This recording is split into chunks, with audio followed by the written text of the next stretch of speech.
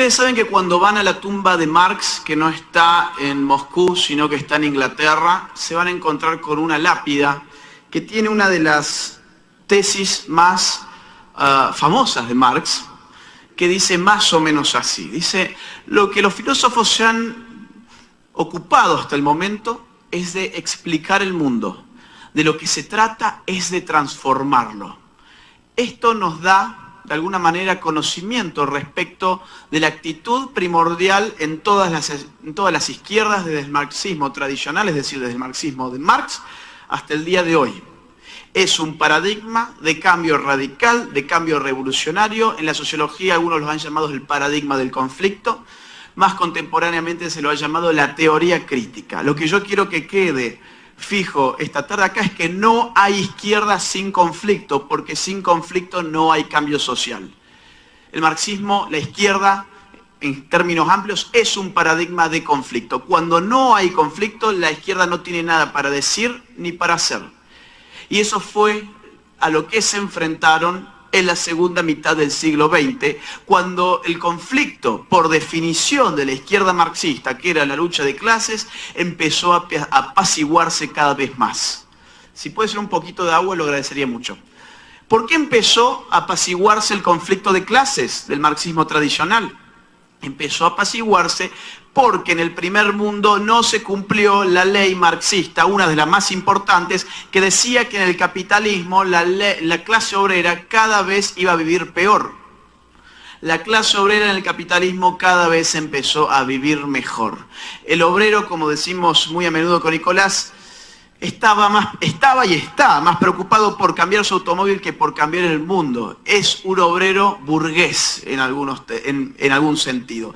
Es un obrero que no responde más a los paradigmas de la revolución. Es un obrero que no tiene absolutamente nada que ver con aquella imagen que nos presenta Marx en algunos de sus más famosos escritos, en donde el obrero aparece como un sujeto que no tiene nada más que perder que sus propias cadenas, tal como lo dice el propio Marx. El obrero del primer mundo tiene para perder su automóvil, su radio, su televisor, su casa, su familia. Y su familia puede llevar, sus hijos pueden llevar una vida mucho mejor de la que él ha llevado. Es decir, encima hay ascenso social intergeneracional. ¿Cómo entonces seguir instigando e impulsando la lucha de clases?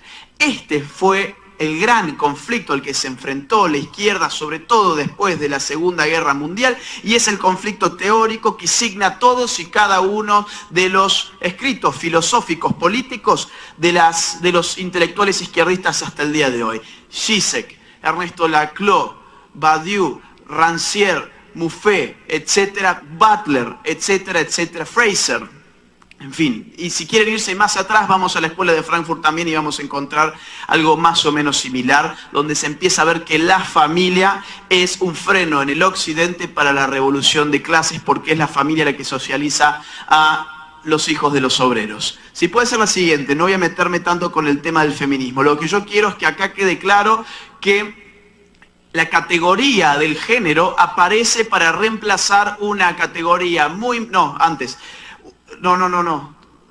Ahí, gracias.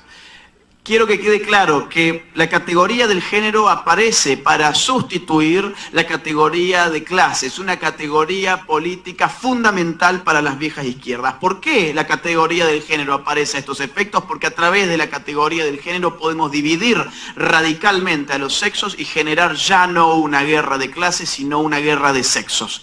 Y esto que parece muy contemporáneo y que sin embargo fue profundamente teorizado después de la Segunda Guerra Mundial, ya podemos encontrar algunos vestigios iniciales incluso en el pensamiento de Federico Engels, el socio intelectual de Marx.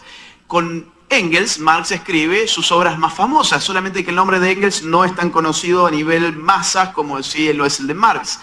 Engels escribe, por ejemplo, en el año 1884, a un año de la muerte de Marx, este libro que yo, paréntesis aparte, estuve recorriendo varias librerías en Lima ayer, unas 4 o 5, Crisol, Virrey, Ibero y alguna otra más, y en todas estaba bastante expuesto este libro que es del año 1884. ¿Es una coincidencia que está expuesto? Bueno, yo lo dejo en dudas. Este libro se llama El origen del Estado, la familia y la propiedad privada. Es un libro que no voy a resumir ahora, pero me interesa que nos fijemos en una de sus frases más llamativas. Engels allí dice: en la familia el hombre es el burgués y la mujer es el proletariado. Ahí estaba de alguna manera los fundamentos de la guerra de sexos que viene a sustituir la guerra de clases que estaba en el pensamiento de Engels. Engels no está escribiendo esto para impulsar una suerte de revolución feminista. Él lo que estaba procurando con esto era, al contrario, era que la mujer se sumara a la clase del a la lucha de clases del obrero.